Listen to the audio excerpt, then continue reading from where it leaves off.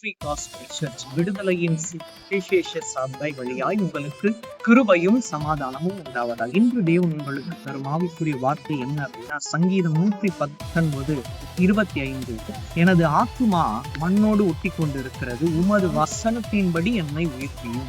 தேவன் நம்மை மண்ணில் இருந்துதான் உருவாக்கினாரு. அதனால நம்மளோட வாழ்க்கையும் மண்ணாக இருக்கக்கூடாது, மாணிக்கமாக மாற வேண்டும்.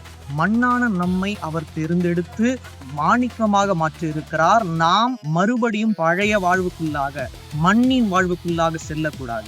நம்ம எப்படி கேட்கணும், என்னுடைய ஆத்துமா மண்ணோடு ஒட்டி கொண்டிருக்கிறதுப்பா, ஆனால் இந்த மண்ணை நீங்க மாணிக்கமான பண்ணீங்க, மாற்ற முடியும். அது எப்படின்னா, உம்முடைய வசனத்தின்படி என்னை நீங்கள் உயிர்ப்பித்தால் என்னுடைய வாழ்க்கை மண்ணான வாழ்விலிருந்து மாணிக்கமாக மாறும். அவ்வாறு கேளுங்கள், கண்டிப்பாக நான் விசுவாசிக்கிறேன். இனி உங்களுடைய வாழ்க்கை மண்ணான வாழ்க்கையா இருக்காது, மாணிக்கமாக மாற்றி உங்கள் யாவரையும் மென்மேலுமாக தேவன் ஆசீர்வதித்து வழி நடத்துவாராக. ஆமென்.